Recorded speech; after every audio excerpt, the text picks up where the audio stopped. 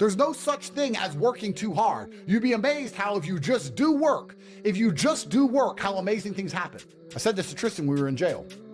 I said, there is a certain number of push-ups I will complete before I get out of this cell. I don't know how many it is, but the more push-ups I do and the quicker I do them, the quicker I'll get out of here. The logic, really? Yeah, the logic being that it doesn't matter. Let's make it simple math.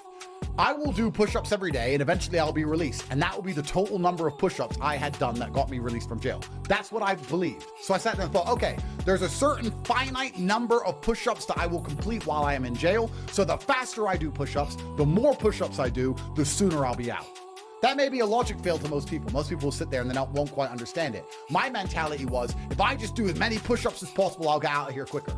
Even if I didn't get out any quicker, I used my time more effectively. I came out like a fucking monster, like a beast. I had no gym equipment, nothing. I just had thousands of push-ups a day, every single day. And I kept my mind strong. So I came out without mental damage so I could deal with the mainstream media storm.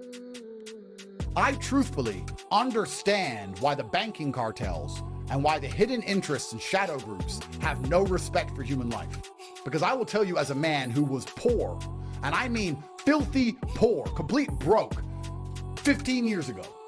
Now, me as a successful man, when I see the average man not trying, I feel fucking distaste.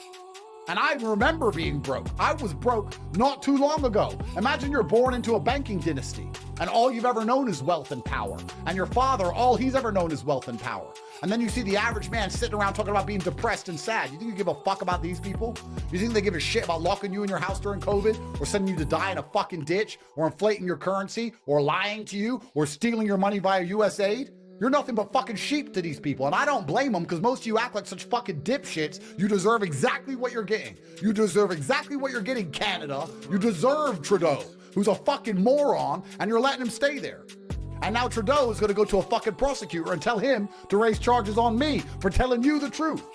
But I don't give a fuck, because I'd rather live this way than live like you people in a fucking cloud of cowardice. I can't live that way. I feel dirty if I'm a coward. So I'm going to say exactly what I fucking think all of the time. And I'm going to do that to the day I die. Then it'll be 700,001 men dead. But at least my name will be remembered. Because this is the most important thing. We're all gonna fucking die. And you can die one way or another. You either die as a number or you die as a name. 700,000 men died. And I guarantee you, if you ask the Ukrainians or the Russians who they are, they can name maybe 30 of them.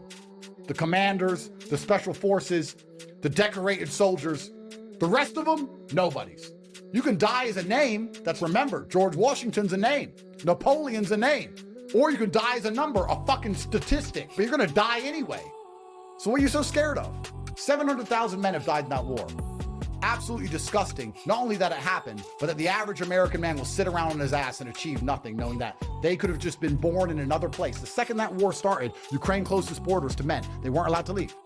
You could have been born in another place, and instead of sitting around crying over a bitch and jerking off the fucking Pornhub, you'd be getting your leg blown off in a fucking ditch.